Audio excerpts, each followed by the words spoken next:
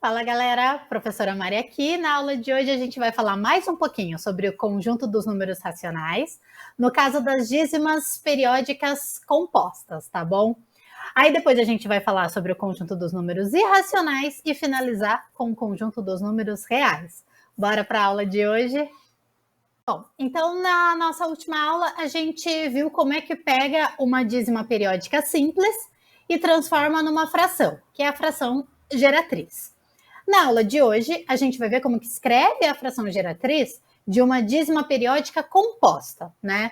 Que são como essas daqui do exemplo, ó, 0,56666. É uma dízima, é infinito, tem elemento que se repete, que é o 6, mas tem o 5 ali que não vai aparecer mais, apareceu só ali naquela parte no comecinho, beleza? Então bora.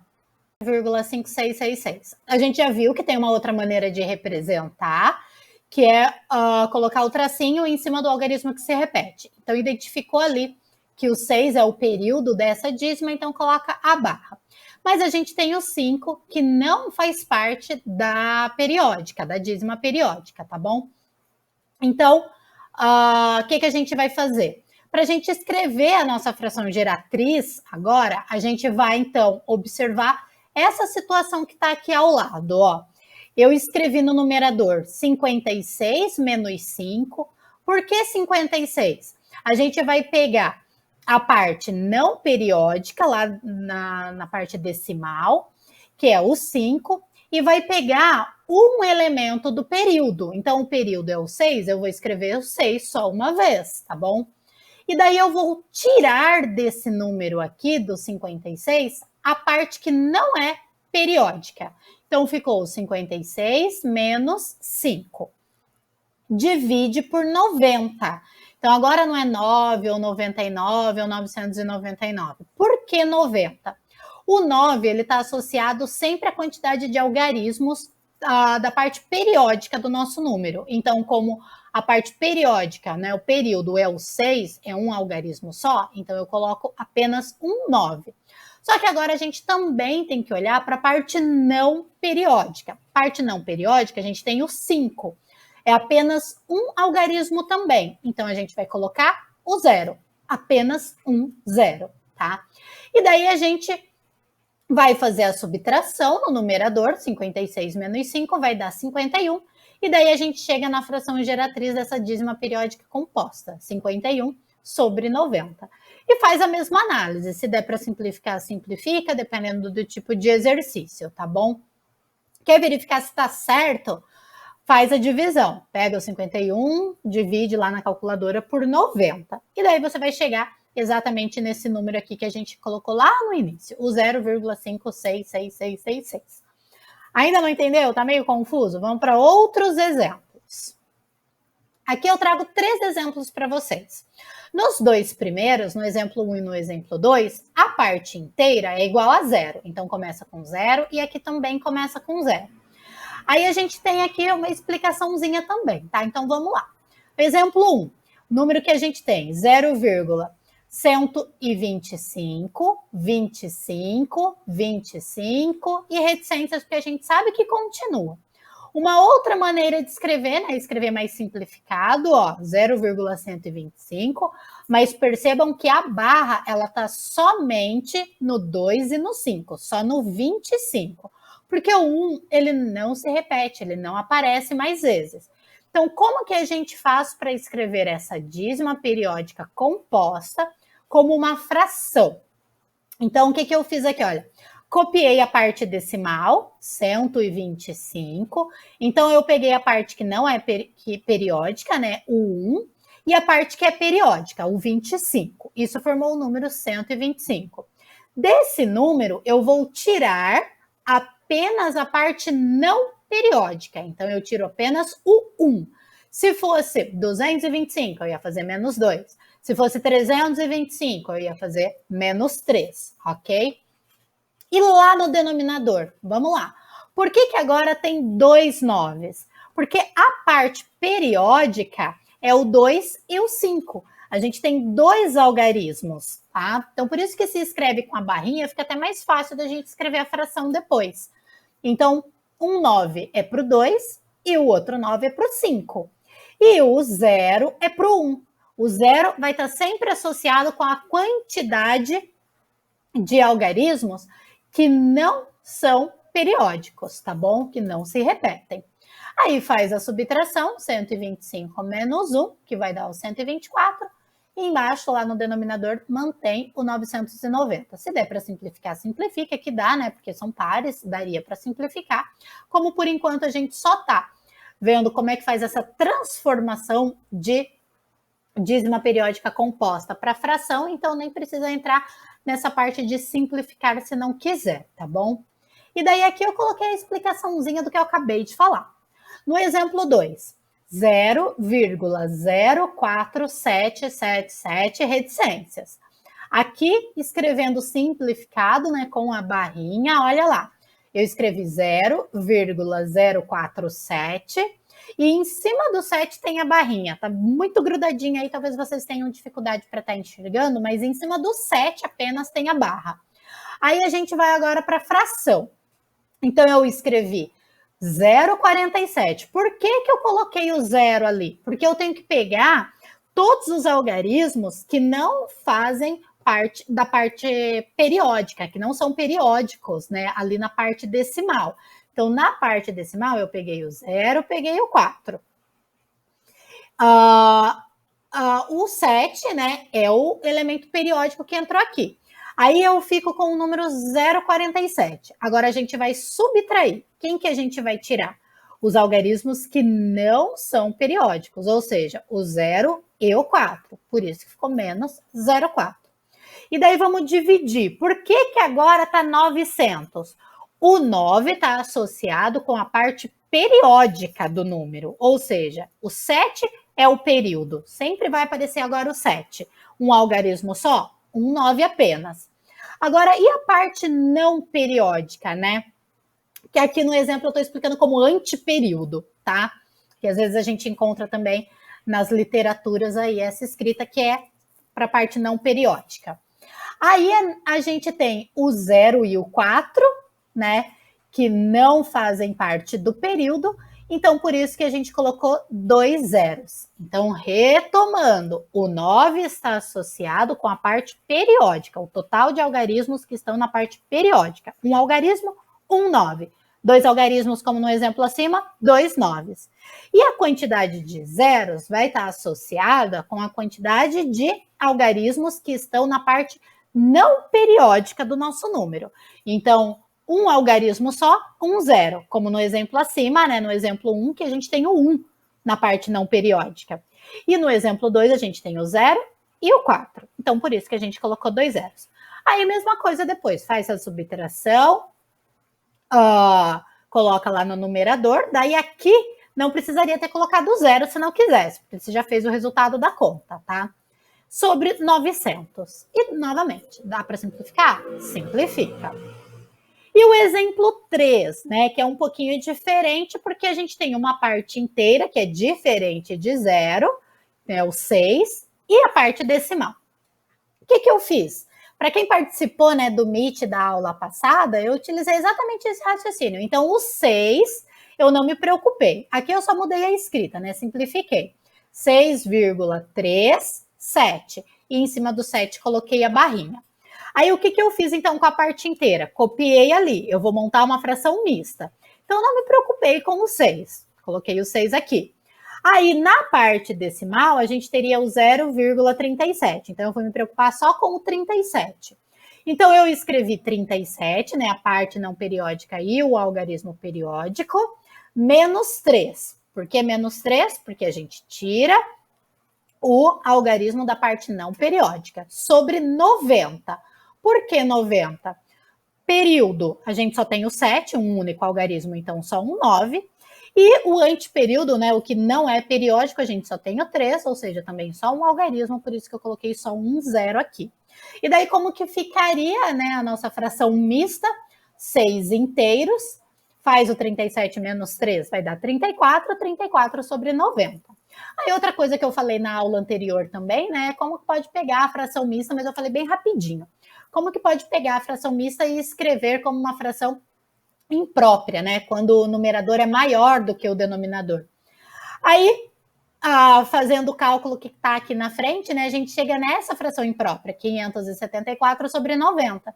E como que a gente faz essa escrita, então, né, de transformar o número misto em fração imprópria? Você vai pegar o denominador, 90, vai multiplicar pela parte inteira, que é o 6, vai pegar o resultado dessa conta e vai somar com o numerador, que é o 34.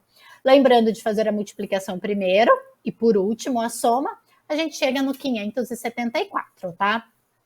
Ah, mas é obrigatório? Né? Posso deixar a resposta como um número misto? Pode, não tem problema, a não ser que você esteja fazendo um exercício específico, né, de alternativas, onde as alternativas não têm a opção de número misto, somente a opção de fração imprópria ou fração própria, tanto faz, tá? Então, prestar atenção aí só em como que vem o exercício para você.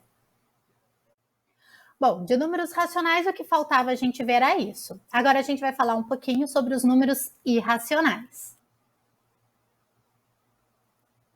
Bom, os números irracionais a gente já vai utilizar a letrinha I, tá? Também mais diferentinha, aí tem um risquinho do lado, é o mais comum, quando a gente está olhando aí para os livros ou até mesmo estudando pela internet, tá? E daí tá a explicação de por que, quando eu falei de números inteiros, a gente utilizava a letra Z e não a letra I, porque a letra I é utilizada nesse conjunto aqui. E o que são os números irracionais, né? É o contrário dos racionais. Então, os racionais a gente consegue transformar em fração, os irracionais a gente não transforma em fração, não tem como, tá? Mas é muito comum a gente se confundir. Por quê? Assim como os racionais são números decimais, com vírgula e infinitos, os irracionais também, tá? Porém, aqui a gente não tem um período na parte decimal. Então, não são dízimas periódicas, tá bom? Então, essa é a principal diferença e por isso que tem que tomar muito cuidado para não confundir um com o outro.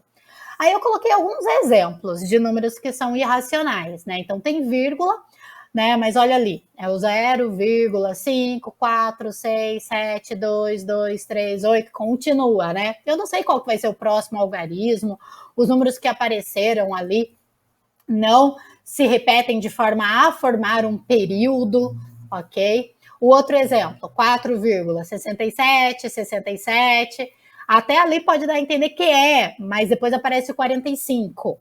Aí depois aparece 67, depois 70, depois 34, depois o 2. Então, ou seja, não tem organização nenhuma, tá? Depois do 2, eu posso falar que vai vir um outro 67? Não, tá?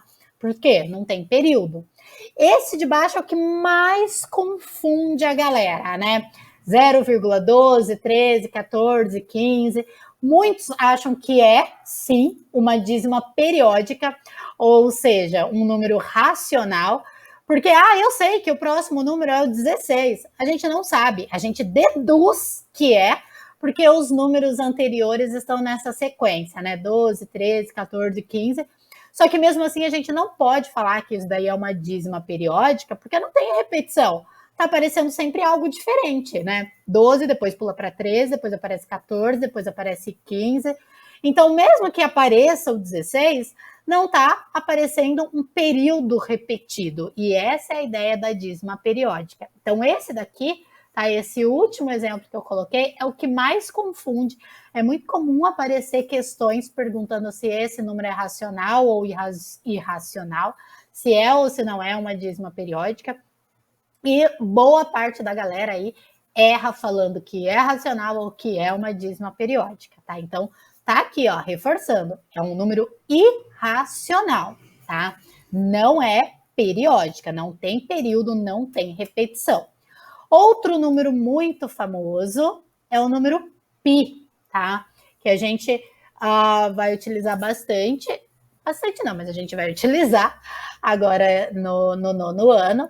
Aparece em situações específicas aí de nono ano e de ensino médio também, tá? E daí aqui tem uma historinha que eu vou ler rapidinho, tá? Os egípcios descobriram que dividindo o comprimento de um círculo pelo seu diâmetro, então se você desenhar um círculo aí com um transferidor, né, e pegar um barbante e medir quanto que tem a volta do círculo, não dá para medir com régua, né, gente? Porque é circular. Então, se você pegar um barbante e colocar, ou já desenhar o próprio círculo com uma linha, com um barbante, com o fio do cabelo, aí você estica essa linha, você vai ver quanto que tem o comprimento do círculo. O diâmetro tem que passar pelo centro do círculo, tá? Lá pelo raio, bem pelo centro mesmo, de fora a fora. Então, se você pegar esses dois valores, dividir um pelo outro, o resultado vai dar sempre o mesmo, independente do tamanho do círculo que você desenhar. Se quem quiser fazer o teste, faz aí vários desenhos, pega vários pedaços de linha de vários tamanhos, pega a medida do comprimento, divide pelo diâmetro, e vocês vão perceber que vai aparecer sempre o mesmo resultado, e vai ser sempre um número maior do que 3. Esse número, então, no século XVIII, foi chamado por π. E tem uma letra grega que a gente usa para representar, tá? Que desenhando no caderno seria 2 pauzinhos com um tio em cima, ok? Algo parecido com isso. Daqui que tá mais aqui embaixo, ó. 2 risquinhos e um tiozinho em cima. As últimas aproximações desse π, ele tem infinitas casas decimais, tá? Mas olha, as últimas aproximações desse número já possuem mais de 200 bilhões de casas decimais. Aqui a gente tem as 30 primeiras, né? 3,14, 15, 9, 2, 6, lá.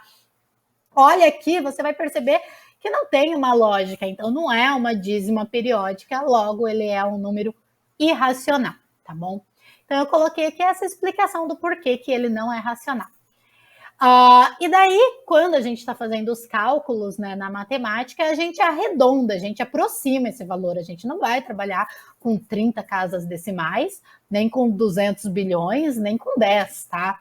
A gente costuma arredondar para 3,14, tá? Então, o π é aproximadamente igual a 3,14. Ele não é igual, é aproximadamente igual. Beleza? Continuando, a gente tem também os radicais não exatos. Radical, lembra aí de raiz quadrada, mas não guarda que é só raiz quadrada. Raiz cúbica, raiz quarta, raiz quinta, tá? Outras ordens, outros índices também é válido. Então, e a gente vai ver um pouquinho melhor sobre isso, vai retomar isso na próxima aula, tá? Fiquem tranquilos. Mas aí eu coloquei ali, né, 2 situações. As raízes quadradas de números que não sejam quadrados perfeitos, ou seja, raízes quadradas que não são exatas. Coloquei ali algumas delas. Raiz quadrada de 2 vai dar um número semelhante ao π, raiz quadrada de 3, de 5, de 6, de 7, de 8. Quer verificar, né, como que vai aparecer esses números? Pega a calculadora, aí você vai apertar primeiro o número 2, ou 3, ou 5, ou 6, ou 7, ou 8, e depois você aperta o símbolo da raiz quadrada, tá? Nessas calculadoras aí de 1,99, só vai ter a raiz quadrada. Aí você vai aparecer um número, vai perceber que vai aparecer um número com vírgula, 1, alguma coisa, 2, alguma coisa.